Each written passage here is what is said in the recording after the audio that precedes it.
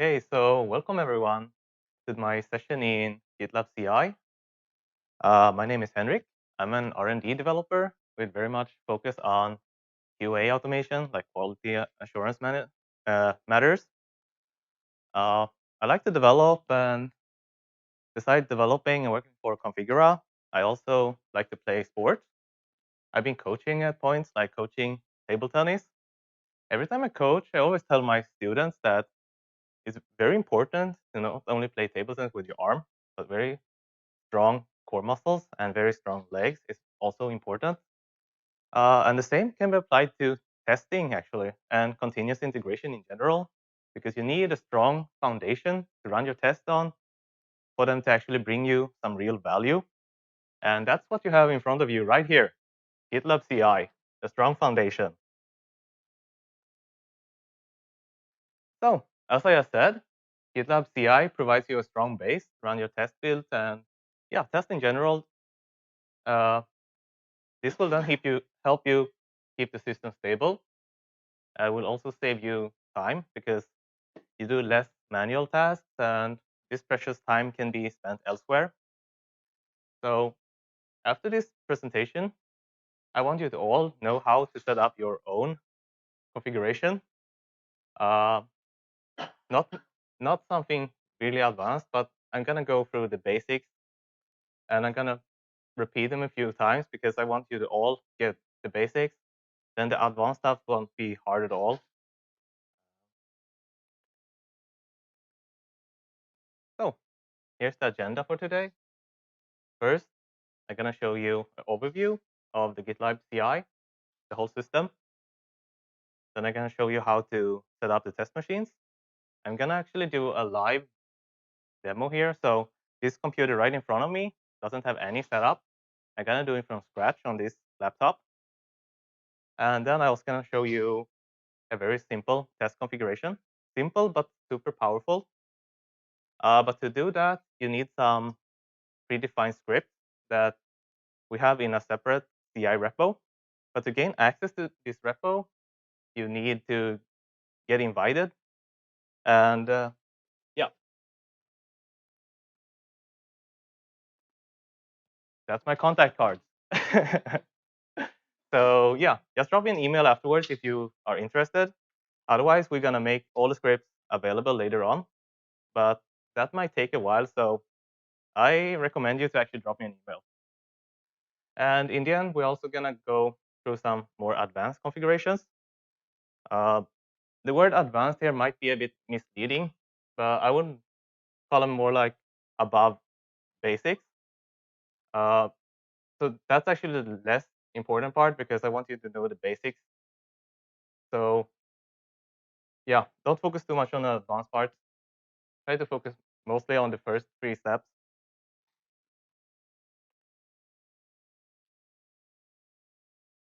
So I'm going to start off with showing you the core functionality of GitLab CI. For me, this is the most essential part. Uh, so on the left side, you have a commit, and then we have 2 pipelines, a CI pipeline and a CD pipeline. CI pipeline stands for continuous integration pipeline. You all know continuous integration, right? It's when you create software in small parts and then merge them together into a larger, into the main branch, and then you have your whole software. So you basically create small chunks. Then you can test this that it actually works with the rest of it. And it's very important whenever you merge these small parts into a larger part that it works, so you don't ruin the main part. So that's when you want to use the CI pipeline. Then we also have the CD pipeline, and that's when you would like to build the actual MSI file or actually release a version. So continuous deployment pipeline.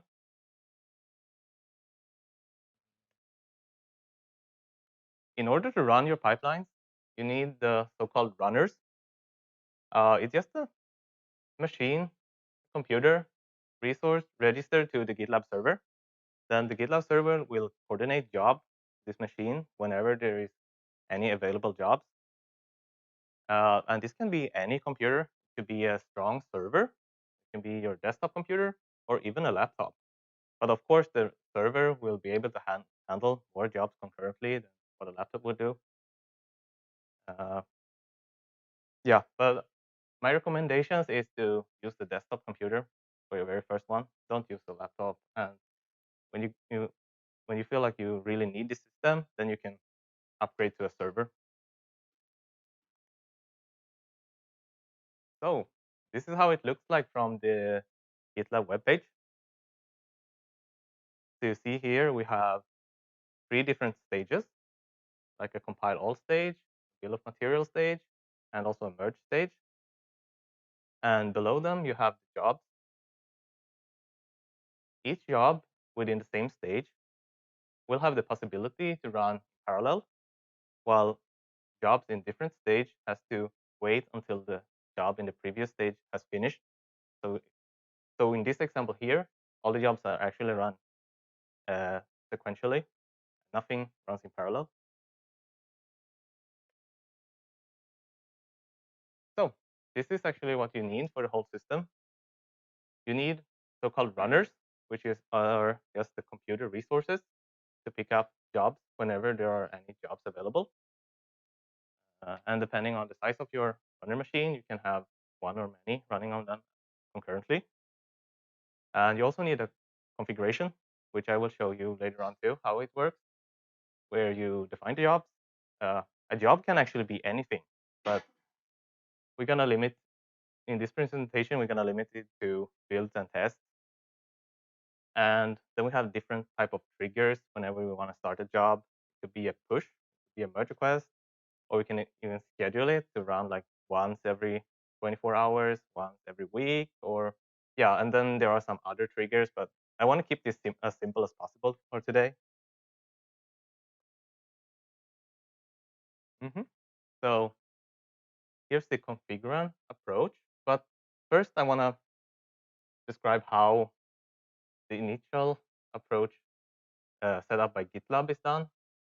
So the GitLab approach is to first test on the feature branch, and then you merge into the main branch, and then you run the pipeline once again to verify that it works. So that means that errors can actually get into the main branch. I think everyone here is a developer, right? So you know that if it works on your branch, it doesn't mean that if you merge it to another branch, it will work in that branch too, right? Because since you branched out, it could actually get new changes into the main branch. And when you merge back in, your changes might interact strangely with the other changes. So the way we do it at Configura is to actually test during the merge request. So we have set up our script to, whenever we create a merge request, the merge request will actually trigger a pipeline that simulates the result. So we actually create a local result of what we would be getting if we actually merged. And then we test this result before, and we can actually decide if the changes will interact strangely with the main branch before we merge. Going to GitLab Webpage again, this is how it looks if merge request has passed the pipeline. You see it's all green and nice, and even the merge bottom is green. Here is how it looks like if the pipeline fails. You see that the merge button is red, and you have the warning sign in front of it. And I also removed the name of the guy because I didn't really want to show up as a failure. Yeah, you're all laughing, because we all like to laugh when others fail sometimes. If you don't believe me, ask yourself why so many people actually like watching reality TV. Yeah, but to be fair, we all get it to this point at some point. I mean, we all mess up sometimes. So, time for some live demo here. So now I'm actually going to set up this computer in front of me as a runner. I'm gonna register it to the GitLab server. So first off, I need to download the installation file, which can be done in the GitLab Web Page. You all recognize this, right? It's just the settings. So you need to actually be a maintainer in order to do this. I'm gonna download the binaries. Yeah, and here, if you have a 64-bit computer, even if it's Intel, you should pick AMD 64. Because yeah, that's just how it works. And if you want to know more about that, you can probably Google and see a history of why it became that way back in the days. But that's how it is. So now with that downloaded, start command prompt.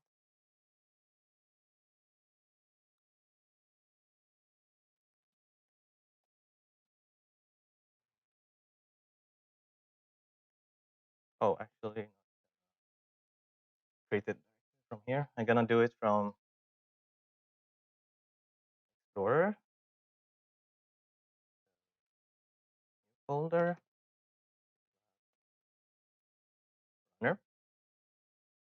So this is actually a folder where the runner will operate inside. I'm just gonna put binary here, and then I don't like to have it such a long name, so I'm gonna shorten it a bit.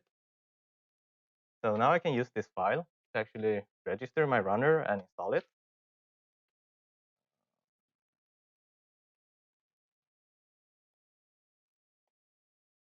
So first off, I'm gonna register my runner, and it's usually done like the runner and then register.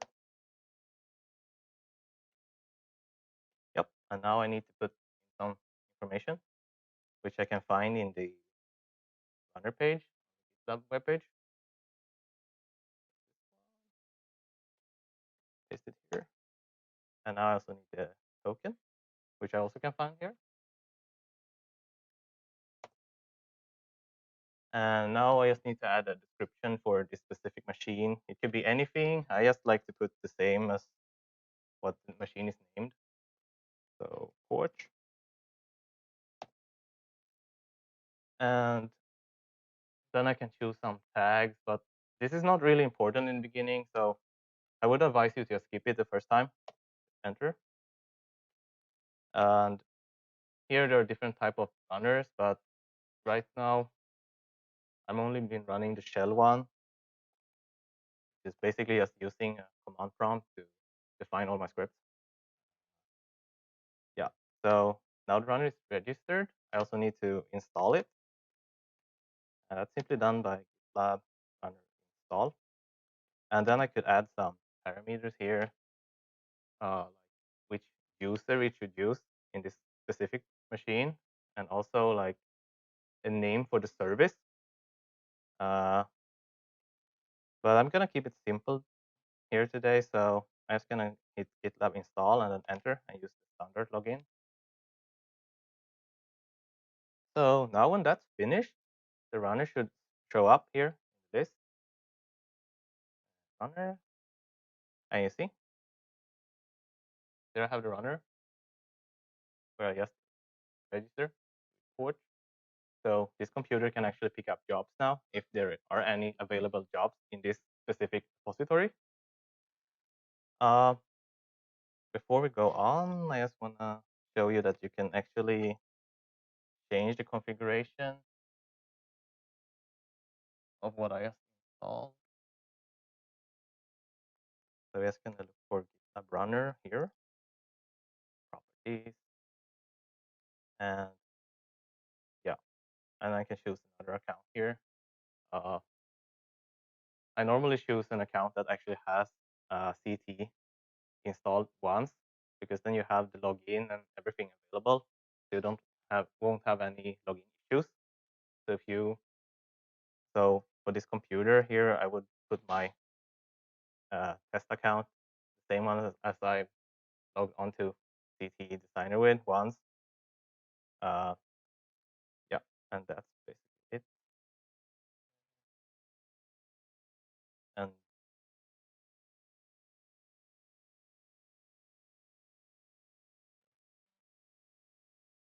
yeah, here we also have some extra configuration you can do for this specific machine.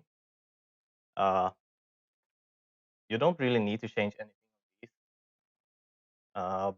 I only, most likely you will only like to change the concurrent one, and that's how many concurrent jobs this computer are allowed to pick up. Since this is a laptop, I would probably just keep it as one. Or to be honest, I recommend you to not use a laptop at all as a test machine, at least not for this type of testing.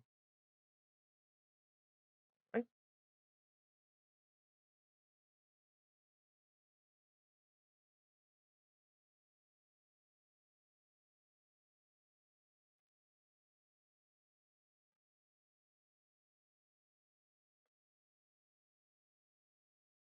So besides machines, you also need the configuration, as I mentioned before. So we actually have a very simple quick start script you can utilize if you want to get started and you don't want to learn everything about how runner works and how configuration works. Uh, but to do that, you remember that you need to drop me an email so I can invite you. Uh, so in order to use this script, or in order to actually create any kind of configuration, the first thing you need to do is to create a file named .gitlab-ci.yml, and you need to put this file in your root folder of your repository. And then the first thing you need to do is to actually include the predefined script, assuming you would like to use it. And you do that by the include keyword, you can see there. And after that, you can choose to define stages if you want to. But please keep in mind that if you choose to define stages, you also need to choose a stage for all the jobs you define later on. That's so if you leave the stages out, you don't need to pick any stages for your jobs. But if you decide to use stages, you have to actually define all of your jobs, which I think you actually want to do.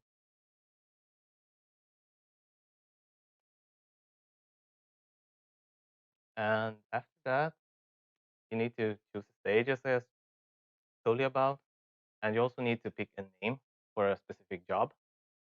Oh, by the way, if anyone has any questions throughout this presentation, feel free to just interrupt at any point. All right? Yeah, so let's keep going.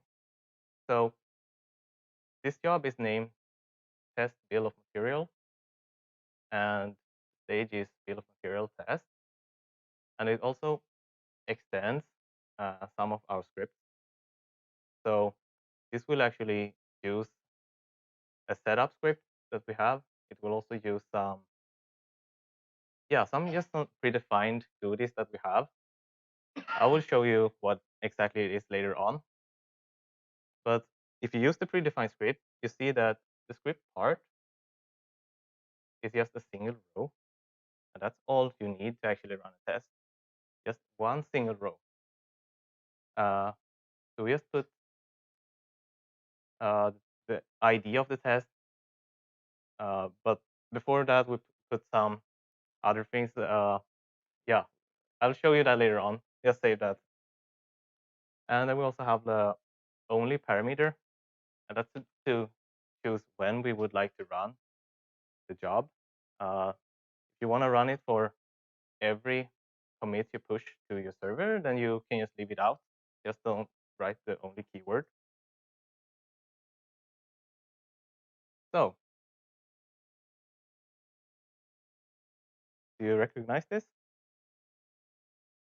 Some of you saying yes, I think.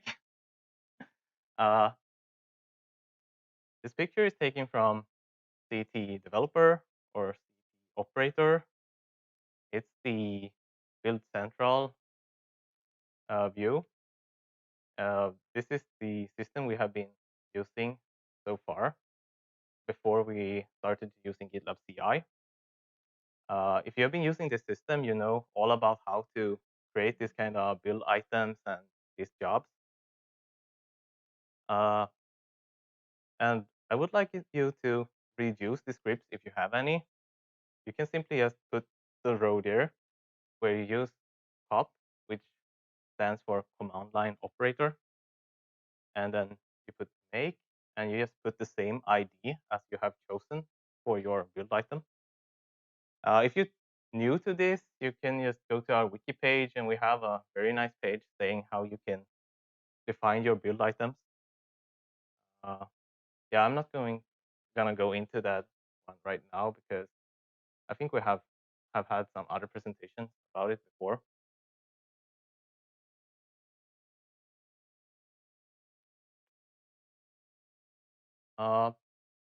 Here is another way to interact with the designer. This is by using a .cmd file. It's basically skipping all the operator parts, so you won't get any parsing or any. Yeah, I strongly recommend you to not do this, to be honest. So just use the other way I just showed you with the build items because it's much easier.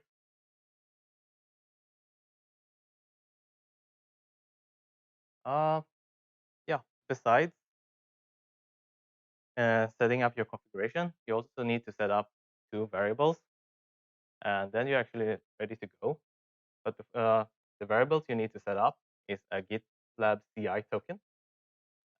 These variables need to be put in your settings, your GitLab on the GitLab web page. So you just have a token with at least read access to base. Preferably not a real user, but it doesn't really matter. So you can use a real user, especially if you don't have many developers working on your repository. And besides that, you also need to pick a CI branch, like which base branch you should work against, like version 10.0 or version 10.5, etc.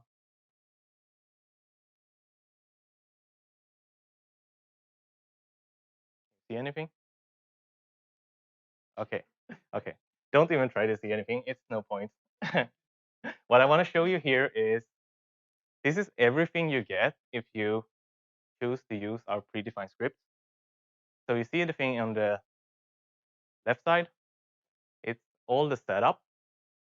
Since runners operate in a way that it throws everything away between each test runs, just to make sure that a test can never affect another test, or a build cannot affect another build. So you need to actually set up everything from scratch in each test runs or each test build. And that's what our script here is doing. Normally, when you develop in the developer environment in operator or developer, this is done by operator. But when you're running on a runner machines, you actually need to throw everything away in between each runs.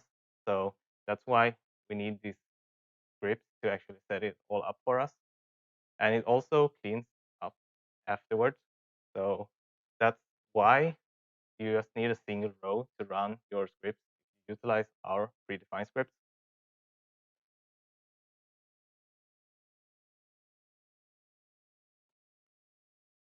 And here's just some example results of one of the customers that agreed to be testing this for me. So they choose to have 3 different stages and 3 different jobs. And you can see that the configuration is not as huge as the one I just showed you, because they just include, as I told you about, and they also define their own stages. After that, they just define 3 jobs. And yeah, the text is very small, but it's not important at all. I just want to show you how little code you need to actually do this. And then you can also pick into one of the jobs. I see the ones with green checkbox, and you will get into this result view. And log here, see the one with lots of green text, says all the steps that this job has been doing. So you can actually get a full log. of everything that has been done. And on the right side, you can see that you can also press the download button to download the full logs. It's actually the same logs that you find under your write folder normally. Uh, it's called artifacts. So those are actually uploaded to the GitLab server because, as you mentioned before, everything is thrown away between each test runs. So you need to actually upload the logs. But this is also part of the predefined script. So this is nothing you need to do. As I just mentioned, it's predefined already. Nothing you need to do. But this is how it's done if you're interested. You just choose which path should be uploaded.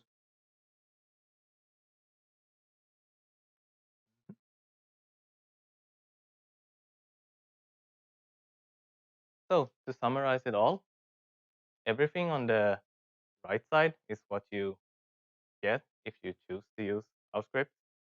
Otherwise, you have to set it up yourself. Uh, I strongly recommend you to at least use our script the very first time you set this up, and then when you get an idea of how it's done, you can do your own thing. Yeah, and this is all the steps that scripts include. We set up all the variables to run CT Designer. It also performs this simulated merge, but of course only if you choose to run it on merge request. It also cleans everything up afterwards, and it also uploads the logs for you.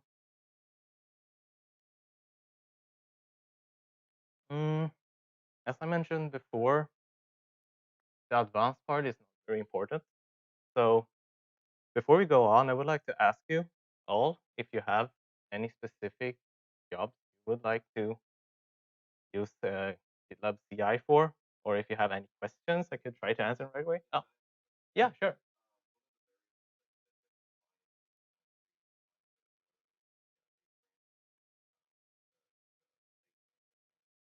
Yeah.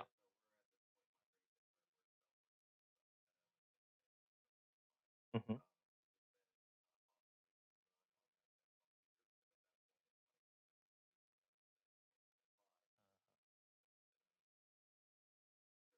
Yeah, very good question. At this point, no, unfortunately.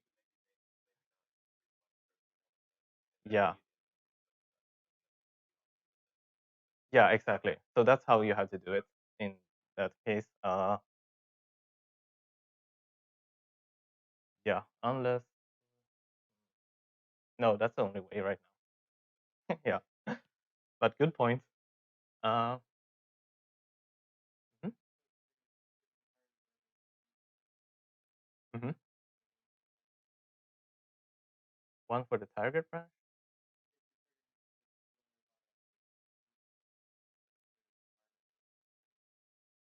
Oh, so you mean like which?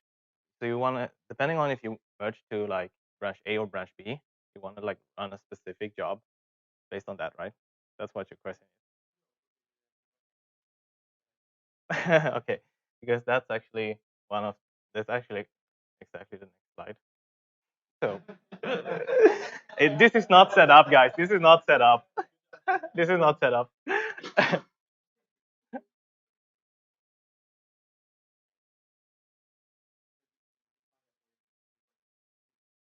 No, what he was talking about is the variable in GitLab CI, which base branch you are working against. So if you have a customer repo that works against version 10.0 or 10.5.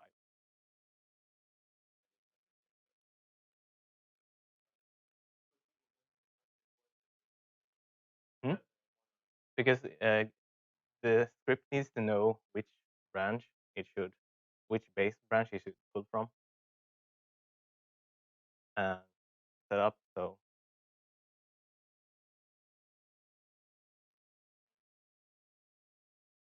no, like you have your customer repo, right? You also have the base repo. You work inside. You work inside two different repos, so you need to like sync them together. Yeah, yeah, base. Oh, yeah, yeah, core. Sorry for wording. But so maybe I misunderstood your question then.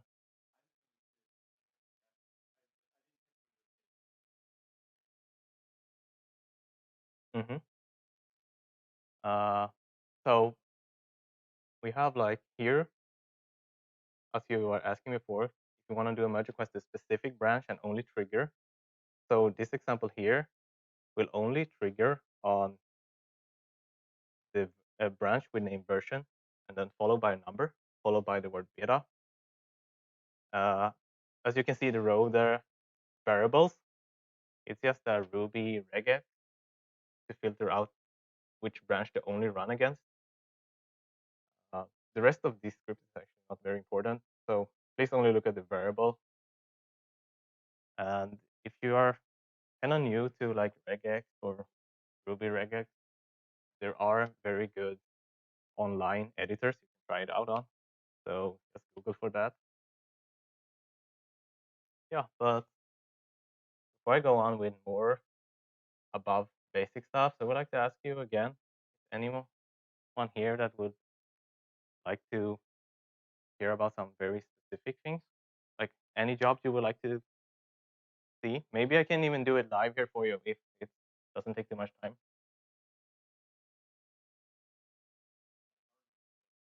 Okay, sure. No, go ahead.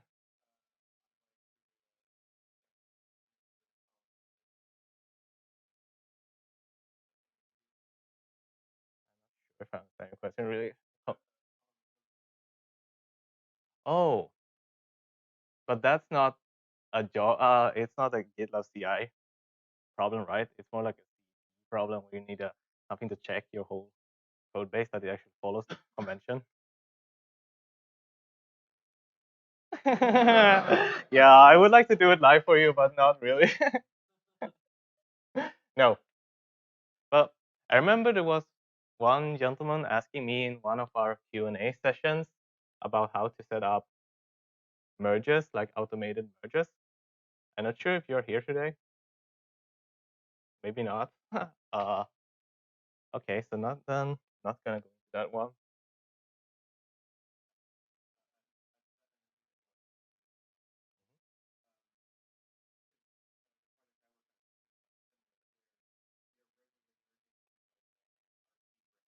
Yeah.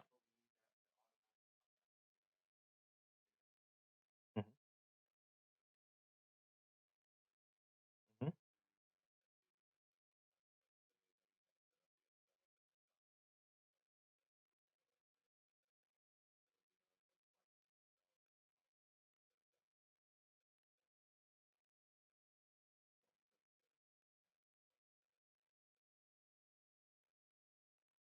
Yeah. Yeah. That's, I actually have a script ready for that. So see here, just a Python script. I can make. You don't need to understand it, so it's lots of code. I know. Uh, I can make it available in the CI script, in the predefined repository we have. Uh, so you basically just need to call the script whenever you want to create a merge request, whether it's scheduled on changes.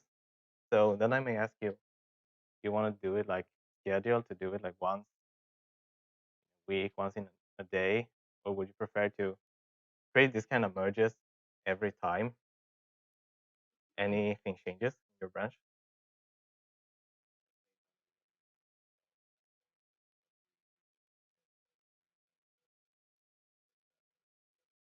Mm-hmm.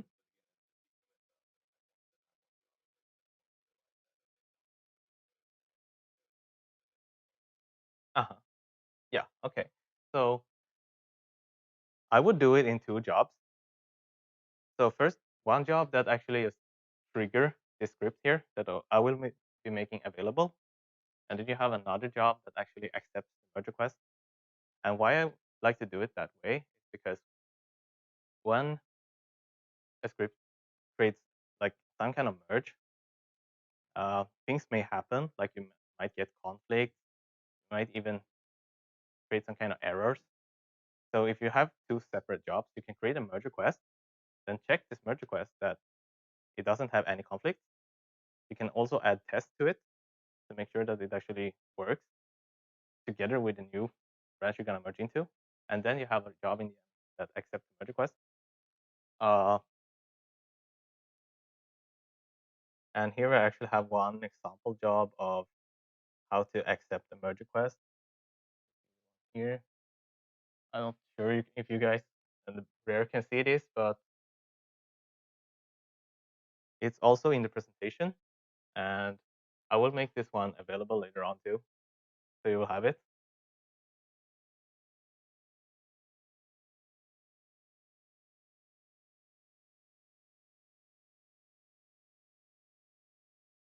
Yeah, any other questions before I go on? I think it's much more important to actually answer your real about basic things than me making something up. Oh, please.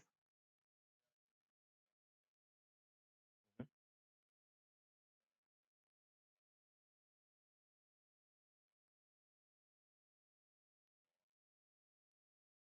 Yeah, yeah. So yes, yes,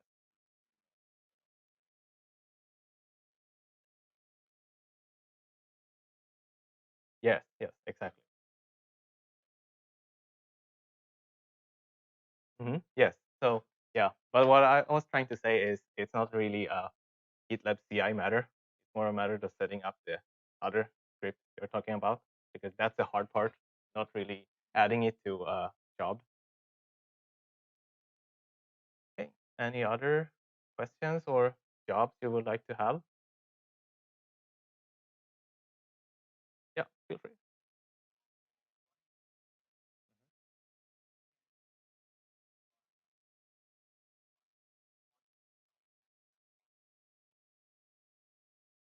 Yep. As long as you have it on the running machine. But then again, in the setup phase, you can like install, for example, if you like Python, need C++, you can make it also install all the dependencies you need. Yep.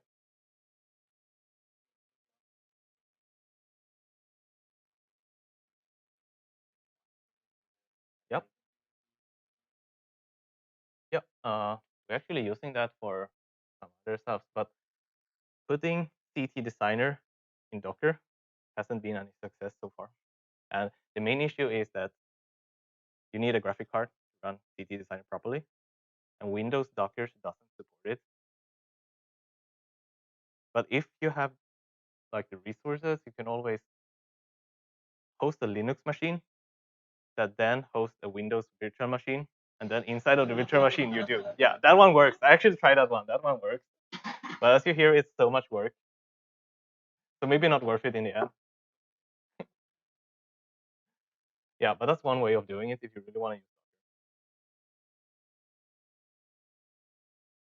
it. Yeah. Any other questions before I go on? Any jobs you would like to hear our thoughts about? Yeah. Craziest must have been the Docker one. I think. Yeah. Yeah.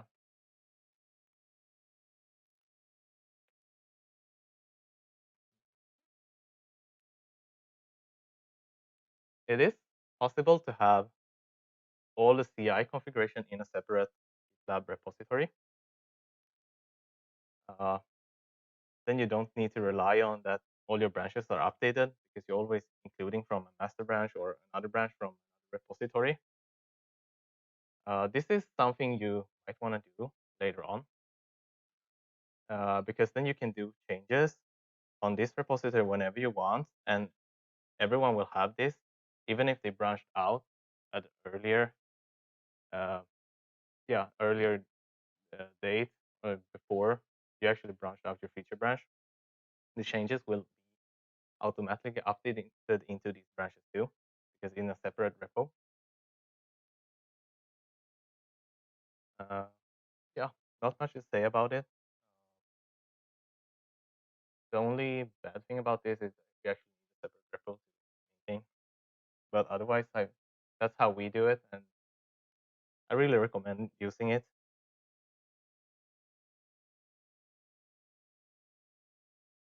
And scheduled jobs, we were talking a little bit about it during one of your questions, but this is how you do it. You just define a job as you define any other job, but then you go to the GitLab webpage, and you press on the schedule tab, and then you define the intervals, like how long it should take before the next run. Uh, yeah, not much to say about it. We try to keep all our jobs to always have a trigger instead of scheduling them, because scheduling tests, it works, but then if the duration between each test runs are too long, it will be harder to actually backtrack and see which commit actually caused error. So I suggest like having scheduled jobs for less important things.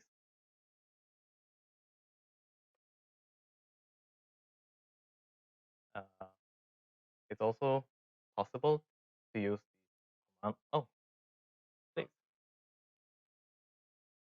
Mhm.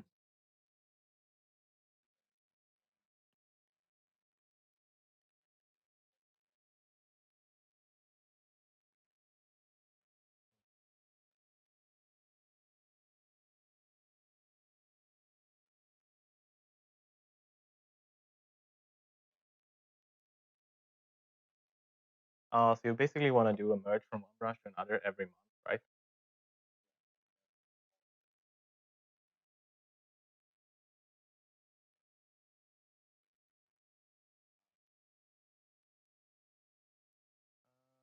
Yeah, that's possible. I mean, in that case, you could always create a schedule that is not scheduled. So you have like a button where you basically just click whenever it's time to merge. I think that's safer in your specific case. Yeah, but you just create, you just use the same job as we were talking about before, like one job setting up a merge request, and then you can run your test and do whatever you want, and then another job that actually accepts it in the end, just to prevent all this kind of conflicts and all these things happening. So it's much safer to have a job creating this, and then you just put these jobs in a schedule through this web page here. Yeah, I'm not sure if that answers your question.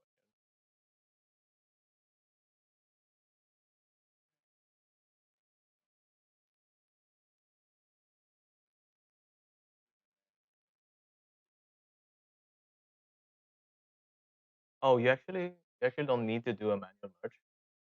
No, because you have the job that creates a merge request already. The only thing you need to do is trigger it. So you have to, it's literally just a play button. Let me show you instead. So I'm just gonna go into, no, starting is manual, but not stopping.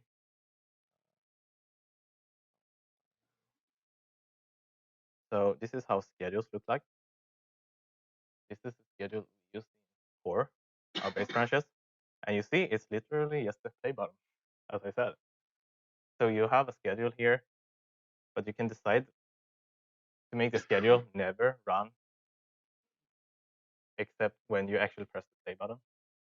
So then you just go here and press this button like every month you want to do the merge. That's how I would do it, at least.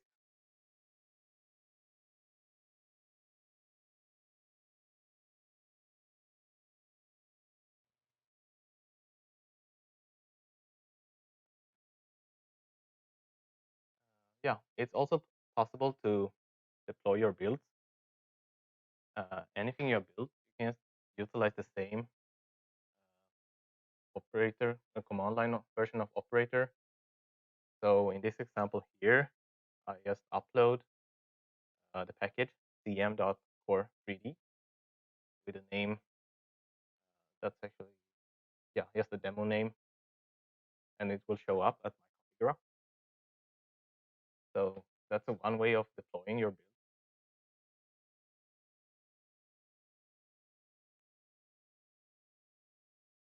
It's also possible to tag jobs and runners.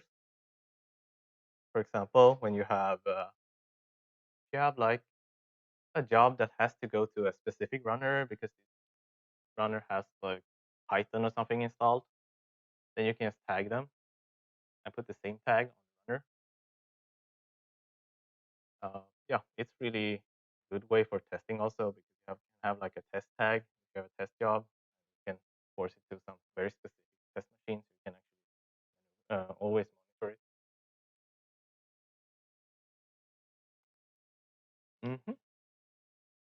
So I want to finish this off with a sneak peek. In the future, we plan to add this feature in Central. So you can just create a job by right-clicking on any of the build items and create runner job. So you don't actually need to even create the scripts as I've been talking about today. I strongly recommend you to at least learn how it works, though, than relying on some UI. But this is what we're planning to do in the future. I'm not sure when this is gonna be released, but we'll have it at some point.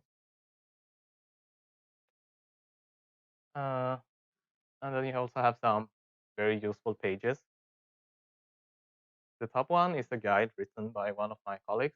It covers basically everything we are using to run our scripts. Very much details. If you have any questions, you can always go to this wiki page first. And then we have 2 pages by GitLab themselves. One that describes how to create a configuration file, and then the second one with lots of predefined variables. And out of all these pages, the one at the bottom is the one I've been using the most. It's very helpful.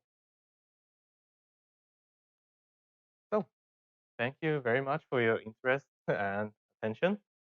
And well, I think it's time for lunch now, right?